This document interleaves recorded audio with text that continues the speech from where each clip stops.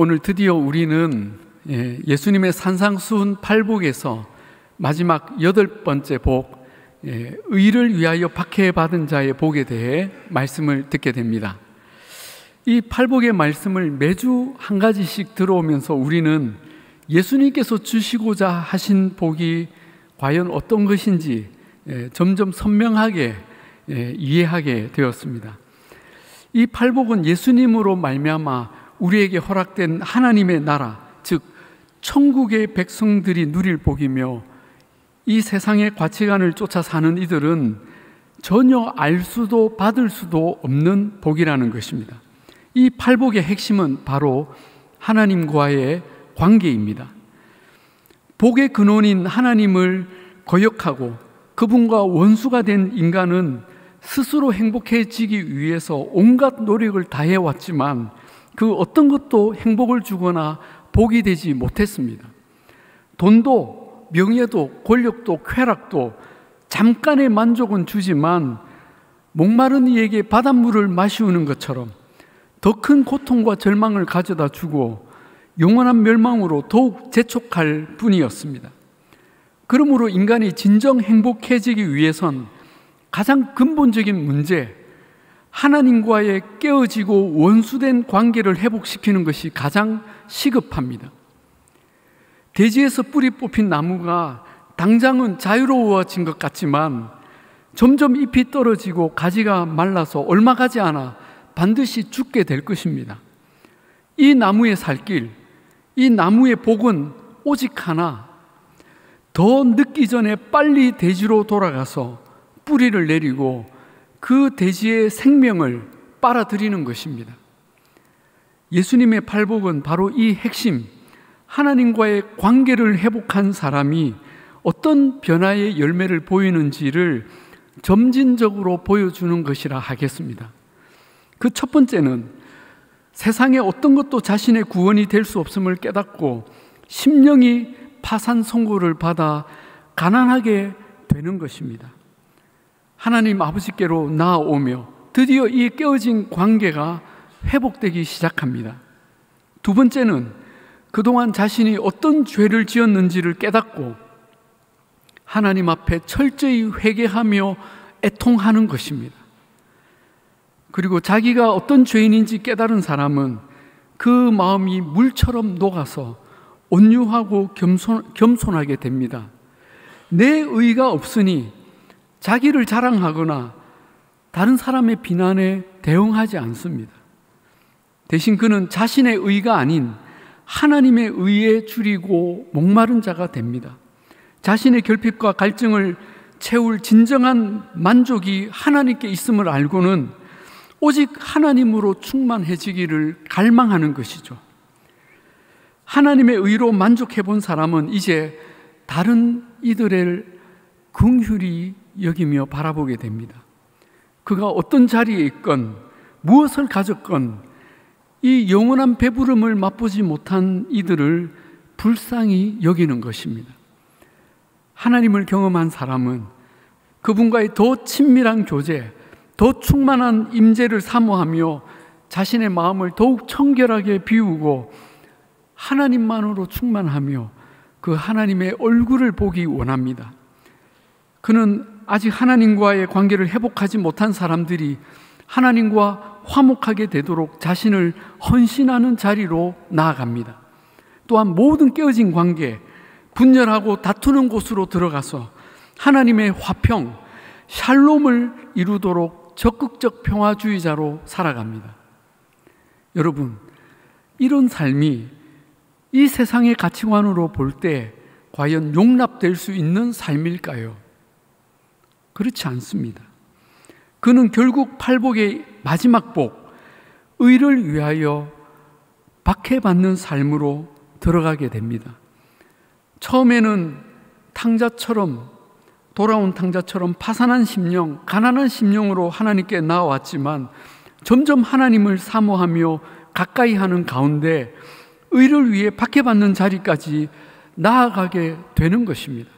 여러분, 이것이 진정한 하나님 나라 백성의 삶이고 그들이 누리는, 아니 저와 여러분이 누리는 참된 복인 줄로 믿습니다. 그러므로 의를 위해 박해받는 것은 이 팔복의 정점에 있습니다. 하나님은 우리를 이 8번째 복의 자리에까지 이끄시며 천국의 비밀을 열어주십니다. 그렇다면 이 마지막 8번째 복, 의를 위하여 박해받는 것이 과연 어떤 삶인지 우리 함께 살펴보십시다. 먼저 우리는 무조건 단순히 박해를 받는 것이 아니라는 것을 알아야 합니다. 우리의 박해는 의를 위하여 받는다는 것을 분명히 할 필요가 있습니다. 세상에는 자신의 잘못과 어리석음으로 벌을 받거나 고난당하는 사람들이 있습니다. 그것은 인과응보이며 결코 하나님 앞에서 복을 받을 이유가 되지 못합니다. 베드로전서 2장 19절에 부당하게 고난을 받아도 하나님을 생각함으로 슬픔을 참으면 이는 아름다우나 죄가 있어 매를 맞고 참으면 무슨 칭찬이 있으리요. 그러나 선을 행함으로 고난을 받고 참으면 이는 하나님 앞에 아름다우니라 했습니다. 우리 그리스도인은 하나님을 위해 선을 행하다가 고난을 받는다는 것입니다. 주님은 이것이 의를 위해 박해받는 것이라 하시며 이 고난이 하나님 앞에서 아름답다고 하십니다. 그런데 이것은 사실 아이러니하죠. 우리가 의를 위하고 선을 행하는데 왜 우리는 세상에서 박해를 받습니까? 왜 칭찬과 존경이 아닌 미움과 박해를 받죠? 그것은 우리가 위하는 의, 우리가 행하는 선이 세상의 것과는 다르기 때문입니다. 다시 말하면 무엇이 선이고 무엇이 악인지 그 선악의 기준, 그 의의 기준이 다르기 때문입니다. 하나님의 백성에게 선과 악의 기준, 의의 기준은 오직 하나님입니다. 하나님께서 선이라고 하시면 선이고 하나님이 악이라고 하시면 악인 것이죠. 이것은 절대적입니다. 인간의 판단이나 정석, 기호를 따라 바뀌지 않습니다. 그러나 세상은 모든 선악의 기준이 인간 자신입니다. 여러분, 언제부터 이랬나요? 창세기에 아담과 하와가 선악을 알게 하는 나무의 열매를 따먹으면서 시작되었습니다. 여러분, 이 에덴 동산의 나무의 이름이 특이하지 않습니까? 선악을 알게 하는 나무. 그러면 좋은 것 아닙니까? 그런데 그 선악을 아는 주체가 누구라는 것입니까? 하나님입니까? 아니죠. 인간 자신이 되는 겁니다. 하나님의 말씀을 거역하고 그 열매를 먹는 순간 사람은 선악의 기준을 이제 하나님이 아닌 자기 스스로 결정하는 것입니다. 선악의 잣대를 내가 쥐고 내가 판단하겠다는 결정입니다. 그래서 내가 좋으면 온갖 더러운 것도 선이 되고 동성애도 선이 되고 이런 행위를 비판하면 오히려 악이 될 수 있는 것입니다. 이제는 하나님이 아니라 내가, 인간의 보편적 죄성이 선악의 결정자가 되는 것입니다. 창세기 3장 5절에 너희가 그것을 먹는 날에는 너희 눈이 밝아져 하나님과 같이 되어 선악을 알 줄 하나님이 아심이니라. 여러분, 이것이 바로 하나님처럼 된다는 것의 의미, 선악을 안다는 것의 의미입니다. 그리고 그 결과는 말씀하신 대로 반드시 죽고 영원히 멸망하는 것입니다. 그런데 우리가 그리스도의 은혜로 죄의 용서를 받고 하나님과의 관계를 회복하고 그분의 백성이 되면서 이제는 우리의 선악의 기준을 오직 하나님으로 바꾸게 된 것입니다. 이것은 내 모든 의가 파산난 것을 알고 심령이 가난해지면서 시작된 일입니다. 그리고 내 안에 하나님의 나라가 시작이 되었습니다. 이제 나의 의는 하나님 나라이고 예수 그리스도이고 그분의 복음입니다. 우리는 이 의로 살며 이 의를 위해 살아가는 것입니다. 아멘입니까? 여러분, 이런 우리를 세상이 어떻게 보겠습니까? 불편하죠. 세상과 다른, 그러나 진정한 선악의 기준을 가지고 사니까 그들은 불편합니다. 자신들의 죄가 드러나고 불의가 드러나기 때문입니다. 유진 피터슨이라는 미국의 신학자요 유명한 목회자가 쓴 더 메시지라는 성경이 있습니다. 이 성경은 이 저자가 자신의 해석을 담아 풀어 쓴 성경인데 그 통찰력이 굉장히 뛰어납니다. 그는 이 더 메시지에서 오늘 본문을 다음과 같이 풀어 쓰고 있는데 제가 한번 읽어 드리겠습니다. 하나님께 헌신했기 때문에 박해를 받는 너희는 복이 있다. 그 박해로 인해 너희는 하나님 나라에 더 깊이 들어가게 된다. 사람들이 내 평판을 떨어뜨리려고 너희를 깔보거나 내쫓거나 너희에 대해 거짓을 말할 때마다 너희는 복을 받은 줄로 알아라. 그들이 그렇게 하는 이유는 진리가 너무 가까이 있어서 그들이 불편을 느끼기 때문이다. 그런 일이 일어날 때 너희는 기뻐해도 좋다. 아예 만세를 불러도 좋다. 그들은 싫어하겠지만 나는 좋아하니 말이다. 온 천국이 박수를 보낼 것이다. 아멘. 유진 피터슨은 이 본문에서 세상이 우리를 박해하는 이유를 너무나 놀라운 통찰로 지적합니다. 진리가 너무 가까이 있어서 그들이 불편을 느끼기 때문이다. 다르게 말하면 진리의 빛이 비치니까 그동안 어둠에 숨겨졌던 더러움이 드러나서 불편하다는 것이죠. 가장 대표적인 예가 예수님 당시의 바리새인과 서기관 대제사장들이었습니다. 그들은 회칠한 무덤처럼 자신들을 종교적이고 의로운 존재로 위장한 채 온갖 더러운 이익과 영광을 누리며 살고 있었습니다. 그런데 예수님이 오셔서 진리의 말씀으로 빛을 비추시니까 그들의 죄가 드러나기 시작했고 견딜 수 없이 불편해진 것입니다. 결국 그들은 그 불편을 어떻게 해결합니까? 그 더러움을 없애는 것이 아니라 그 빛을 꺼버리기로 한 것입니다. 예수님을 죽이는 것이죠. 이것이 의를 위하여 박해받는 전형적인 표본입니다. 그러나 사람들은 결국 그 예수 그리스도의 빛을 꺼뜨리지 못했습니다. 예수님의 제자들이 수백, 수천, 수만 명이 그 진리의 빛을 이어갔고 온 세상 곳곳을 밝히기 시작했기 때문입니다. 그리고 오늘 이 자리에도 그 진리의 빛이 비춰지고 있습니다. 사랑하는 여러분, 우리가 예수 그리스도를 믿고 하나님의 나라와 그 의를 위하여 살면 고난은 반드시 따라옵니다. 우리가 그들과 다른 의로, 다른 법으로 살기 때문입니다.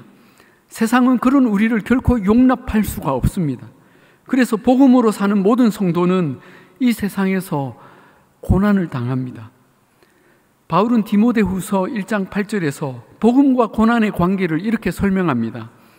그러므로 너는 내가 우리 주를 증언함과 또는 주를 위하여 갇힌 자 된 나를 부끄러워하지 말고 오직 하나님의 능력을 따라 복음과 함께 고난을 받으라. 자, 여기서 중요한 문장은 복음과 함께 고난을 받으라입니다. 복음과 고난은 함께 오는 것입니다. 동전의 양면과 같습니다. 우리가 복음이라고 말하면 복하는 순간에 고하고 고난이 같이 나오는 것이죠. 그렇다면 아마 이런 질문을 하시는 분도 계실 것입니다. 목사님, 저는 예수님을 믿지만 그것 때문에 어떤 고난이나 박해는 없는데요. 우리는 이 부분에 대해 진지하게 고민할 필요가 있습니다. 물론 우리나라에서 예수님을 믿는다는 이유로 의를 위한다고 물리적인 고난이나 박해를 가하지는 않습니다. 우리는 신앙의 자유가 법으로 보장된 나라에 살고 있습니다. 그러나 우리가 잊지 말아야 할 것은 마귀는 우리의 믿음을 무너뜨리기 위해 자기 임무를 한 번도 신 적이 없다는 것입니다. 마귀가 박해를 하는 목적은 우리의 신앙을 포기하게 만드는 것입니다. 우리가 의를 위해 살기를 포기하게 만드는 것이죠. 그렇다면 마귀는 다른 수많은 방식으로 이 박해 이상의 파괴력으로 우리에게 끊임없는 공격을 가해 오고 있다는 것입니다. 어쩌면 이것이 사실 더 어렵고 힘든 것일 수도 있습니다. 왜냐하면 박해의 시대의 그리스도인들은 공격자를 분명히 알았기에 더 기도하고 더 신앙을 견고히 지키며 자신의 정체성을 분명히 했습니다. 그러나 박해가 사라지고 종교의 자유가 보장된 시대의 그리스도인들은 수많은 유혹 앞에 스스로 신앙을 내려놓는 일들을 하게 되었습니다. 양보하고 그리고 변명하고 합리화하면서 내려놓는 것이죠. 쉽게 말해 누가 아군이고 누가 적군인지 피하 식별조차 하지 못하는 것입니다. 사탄은 이 전선을 없애고 피하를 구별하지 못하게 하는 고도의 지능전을 벌여오고 있습니다. 그러므로 우리가 영적으로 깨어있다면 이 심각한 도전들을 분별할 것이고 그것들로 인해 번민하지 않을 수가 없습니다. 그러므로 우리에게 박해가 없습니까? 그렇다면 이유는 둘 중에 하나입니다. 우리가 박해를 박해로 여기지 않을 정도로 신앙의 승리와 영광에 들어갔거나 반대로 우리가 더 이상 의를 위해 살지 않고 세상과 타협하며 살기 때문에 마귀가 우리를 건드릴 이유가 하나도 없기 때문입니다. 여러분, 우리는 결코 이 두 번째 이유에 속하는 자들이 되지 않기를 바랍니다. 우리 신앙을 넘어뜨리려고 끊임없이 시도되는 사탄의 공격과 유혹, 비난과 불이익, 오해와 미움을 감수하며 하나님의 나라와 그 의를 위해 살아가십시다. 그런데 우리가 한 가지 꼭 짚고 넘어가야 할 것이 있습니다. 그것은 우리가 의를 위한다고 하면서 그 의를 위하는 것에 너무 큰 목표와 의지를 두어서 오히려 세상을 박해하는 삶을 살아서는 안 된다는 것입니다. 신자라고 하면서 의를 위해 세상의 박해를 받는 것이 아니라 세상을 박해하는 사람들이 있습니다. 그리스도의 이름으로 세상을 판단하고 정죄하며 권세를 가지고 박해하는 주체가 되는 거예요. 예? 그런 사람들이 설마 있을까요? 있는 정도가 아니라 역사적으로 그런 일들이 수없이 많았습니다. 대표적인 것이 중세교회입니다. 중세교회는 세상의 권력 위에 군림하면서 그 힘과 지위로 세계를 박해했습니다. 그리고 결국 예루살렘을 이교도로부터 회복한다는 명목으로 거룩한 전쟁, 성전이라는 명목 아래 이슬람과 수백 년의 십자군 전쟁을 벌입니다. 수많은 인명을 희생시켰습니다. 그러나 이 십자군 전쟁의 실상은 교황권의 강화와 영토 확장, 그리고 동서교회를 다 장악하려는 목적에 있었습니다. 결과적으로 이슬람은 기독교의 영원한 적이 되고 말았습니다. 근대에 와서도 독일의 히틀러가 등장했을 때 독일 교회는 힘을 가진 기독교를 표방했고 히틀러에게 힘을 실어주며 세상의 모든 악을 그를 통해 처단하고자 했습니다. 그러나 결과적으로 독일 교회는 사탄의 종이 되어 얼마나 끔찍한 범죄를 역사 가운데 범했는지 나중에야 깨달았습니다. 여러분, 이런 일들이 오늘날 우리가 사는 시대 한국 교회에는 없을까요? 중세교회나 독일교회가 주장했던 의는 어떤 의입니까? 하나님의 의입니까? 아닙니다. 그 의는 여전히 죽지 않은 자아가 만들어낸 더러운 자기의입니다. 우리가 이 자기의로 다른 누군가를 박해하지 않도록 늘 주의해야 합니다. 우리가 의를 위하여 어떤 삶을 살아야 할지는 우리 예수님께서 가르쳐 주셨고 삶으로 정확하게 보여주셨습니다.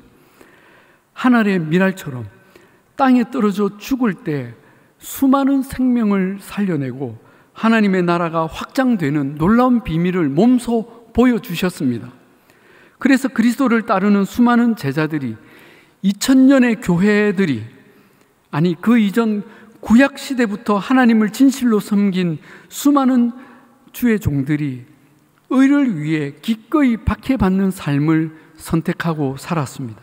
그리고 지금도 지구 곳곳에, 또한 우리의 북녘 땅에 그리스도를 믿음으로 의를 위하여 박해받고 죽어가는 수많은 성도들이 있습니다.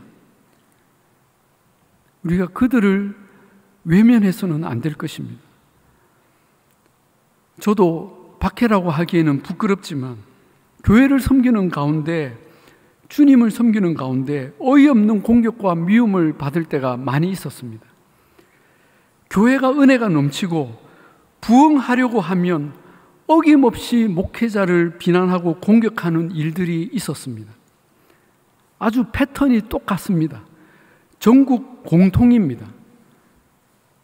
소수의 사람들이었고 사소한 것들로 시비를 걸며 근거 없는 거짓과 억지 주장들 뿐이었지만 그 파괴력은 매우 컸고 교회뿐 아니라 제 마음도 심각하게 상처를 받았습니다. 하나님의 말씀을 듣고 있지 않으면 단 1분도 숨을 쉬지 못할 만큼 그 마음의 고통 속에 절규하며 기도하는 시간들이 많았습니다. 그런데 참 감사한 것은 그 시간들을 통해 하나님은 저를 그 십자가를 통과하게 하셨고 하나님 앞에 더 가까워지며 연단을 받으며 하나님의 교회를 사랑하는 법을 배웠고 성도들의 위로와 사랑과 신뢰를 미안할 정도로 받았습니다. 그리고 그 시간들을 통해 저는 십자가의 은혜가 무엇인지, 팔복이 무엇인지를 선명하게 배우며 저의 완악하고 더러운 마음이 여지없이 깨어지고 낮아지며 선하신 하나님의 인도를 받을 수가 있었습니다. 누군가 제게 목사님의 인생에서 하나님을 가장 가까이 만난 때가 언제냐고 물으시면 저는 주저없이 주님의 교회를 섬기다가 고통받던 때라고 분명하게 말씀드릴 수 있습니다. 여러분 중에도 예수님을 믿는 이유로 세상과 다른 기준으로 살고 그것 때문에 고통받고 소외받고 미움과 비난을 받는 분이 계십니까? 그렇다면 오늘 예수님의 말씀을 꼭 기억하시기 바랍니다. 나로 말미암아 너희를 욕하고 박해하고 거짓으로 너희를 거슬러 모든 악한 말을 할 때에는 너희에게 복이 있나니 기뻐하고 즐거워하라. 기뻐하고 즐거워하라. 아멘입니까? 하늘에서 너희의 상이 큼이라. 너희 전에 있던 선지자들도 이같이 박해하였느니라. 유진 피터슨의 버전으로 다시 들려드릴까요? 사람들이 내 평판을 떨어뜨리려고 너희를 깔보거나 내쫓거나 너희에 대해 거짓을 말할 때 너희는 기뻐해도 좋다. 아예 만세를 불러도 좋다. 온 천국이 박수를 보낼 것이다. 할렐루야. 우리는 여전히 두렵습니다. 내일 일을 알 수 없을 만큼 그 두렵고 가공할 사탄의 공격을 늘 직면하며 살지만 우리 주님께서 이 길을 명하셨고 성령께서 우리를 끝까지 지키시기에 우리는 이 좁은 길, 좁은 문을 끝까지 돌파하며 나아갈 것입니다. 이 놀라운 믿음의 여정의 승리가 저와 여러분 모두에게 있기를 우리 주님의 이름으로 축복합니다.